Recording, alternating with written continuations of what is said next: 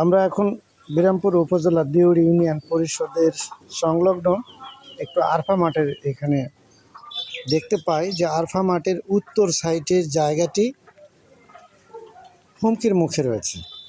উত্তর সাইডে মানুষের নামাজ পড়ার জায়গাটি হুমকির মধ্যে রয়েছে। সে ওয়ালটি পানির মধ্যে ডুবে গেছে, হয়তো যে কোনো সময় ধসে যাওয়ার সম্ভাবনা রয়েছে।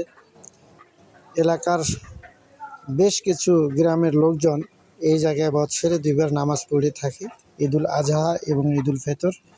এবং বড় একটি মাঠ, নামাজের মাঠ। এই মাঠে এলাকার 8 থেকে 10টি পাড়ার মানুষ নামাজ পড়ে থাকেন। কিন্তু উত্তর সাইডে একটি পুকুর থাকায় সে পুকুরটির মধ্যে ওয়ালটি পড়ে গেছে।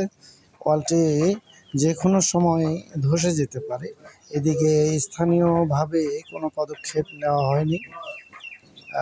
এই পদক্ষেপটি নেওয়ার জন্য স্থানীয় জনগণ যারা অত্র এলাকায় নামাজ পড়েন তারা দৃষ্টি আকর্ষণ করেছেন স্থানীয় কর্তৃপক্ষ এবং স্থানীয় জনপ্রশাসনের মন্ত্রণালয়ের কর্তৃক, যাতে এই জায়গাটি একটা বিকল্প ব্যবস্থা করা হয়। এই উত্তর সাইডে নামাজ পড়ার জায়গাটি যে কোনো সময় ধসে যেতে পারে।